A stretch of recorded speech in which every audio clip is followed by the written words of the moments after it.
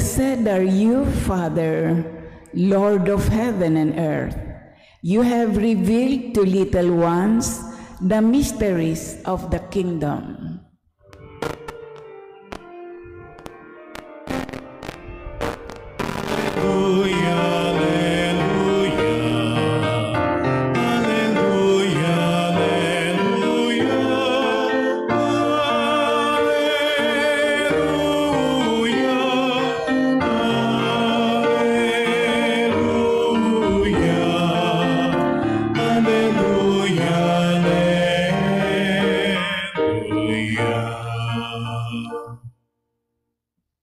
The Lord be with you. And with your spirit. A reading from the Holy Gospel according to Saint Mark. Glory to you, O Lord.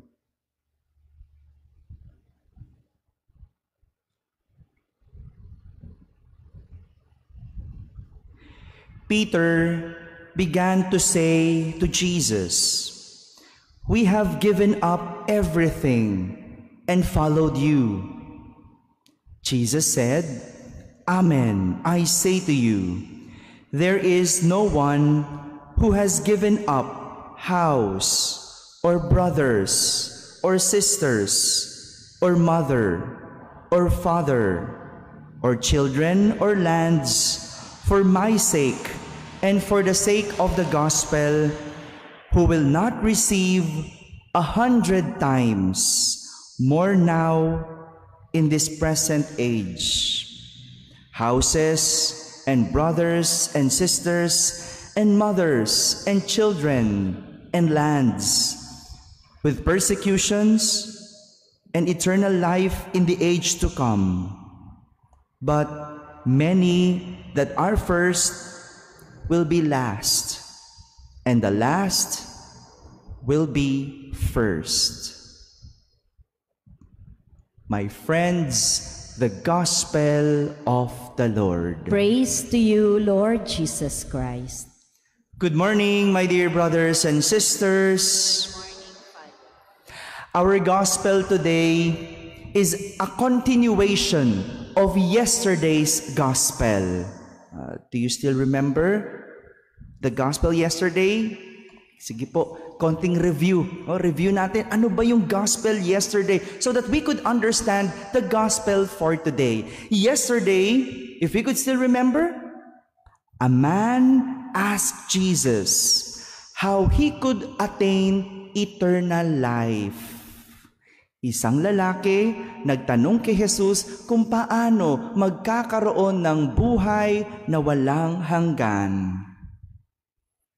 If we could still remember, Jesus tested the obedience of this man by telling him to sell everything he has, his possessions, sell it, and follow me.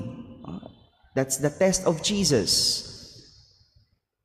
But the man left sad because he has many possessions. Umalis ang lalaki na malungkot dahil siya ay napakayaman. We saw from that scenario that the man could not leave his possessions and could not follow Jesus. This is where the continuation happens. Eto na. Yun po yung kahapon. Ngayon, eto na. And this is where Peter's statement came from. When he told Jesus, "We have given up everything and followed you."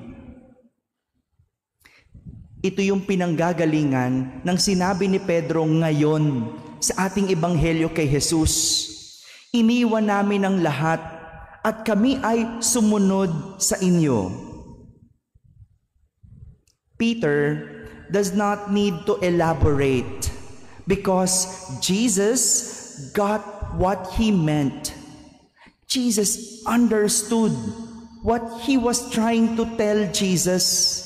Nauunawaan ni Jesus ang gustong malaman at gustong marinig ni Pedro kung ano ang mapapala nila dahil iniwan nila ang lahat para kay Jesus.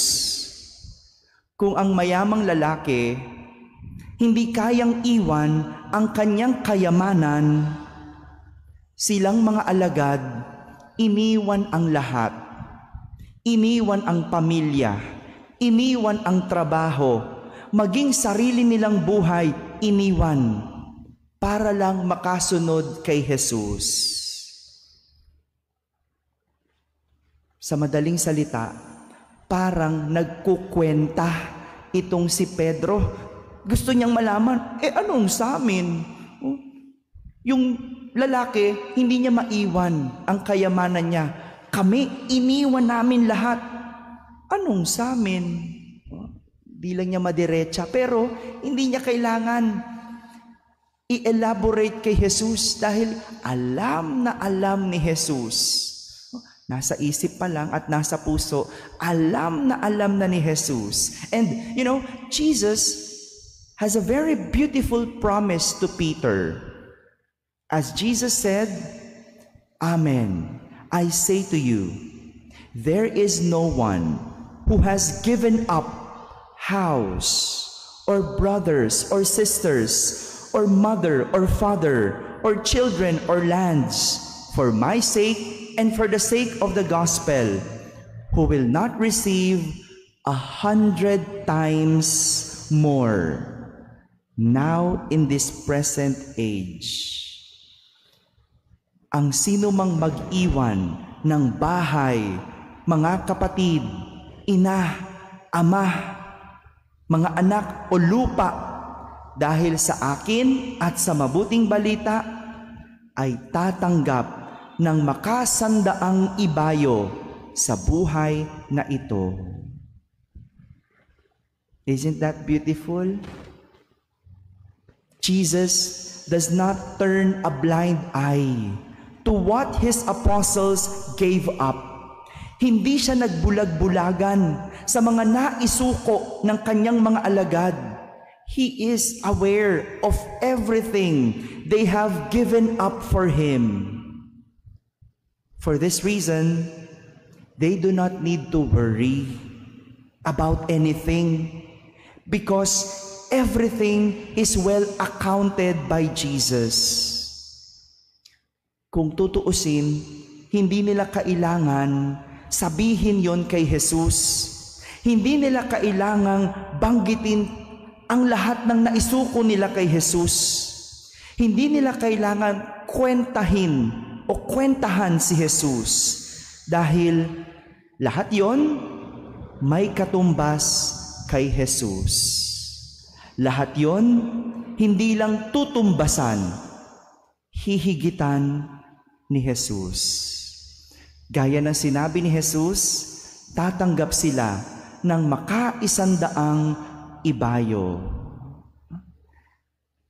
Ganun pala yun, no? Ganun pala sa Diyos. Yung ibinibigay mo, hindi mo kailangan isumbat.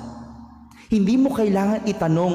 Hindi mo kailangan kwentahan. Hindi mo kailangan ipaalala kay Jesus. Dahil bago mo pa sabihin, makatatanggap ka na ng 100 ibayo. Yung pagsisimba mo araw-araw, yung pagtsatsaga mo, yung pagtitiis mo sa buhay, yung pagpapangaral mo ng mabuting balita, lahat yan. Yung paglilingkod mo sa simbahan, lahat yan. Di mo kailangan ipaalala kay Jesus. Dahil lahat yan may katumbas. 100 ibayo. Minsan, no, napapakwenta ka, no? Para saan ba itong araw-araw kong pagsisimba? Para saan ba't sumuko ako sa Diyos? Para saan ba't naglingkod ako? Minsan mapapaganon ka di ba? Yung, para saan ba't nagtitiis ako? Nag-aalaga ako ng aking nanay na may sakit? No? Para saan ang lahat ng ito? Hindi mo man makita ngayon ang dahilan, pero ang pangako ng Diyos, tatanggap ka ng makasandaang ibayo. Ano man yon, di ko po alam. Pero ang sigurado, meron kang matatanggap. Alam nyo, kung meron kayong i-invest o investment na gagawin na hindi ka malulugi, invest mo sa Diyos. Invest mo sa Diyos. Dahil hindi lang tutumbasan ng Diyos ang naibigay mo, hihigitan pa niya. Hindi ka lugi sa Diyos. Walang lugi sa Diyos. Dahil sabi ng Diyos, those who will be first will be last, and the last will be first. Unahin mo ang Diyos, ihuli mong sarili mo, at uunahin ka ng Diyos.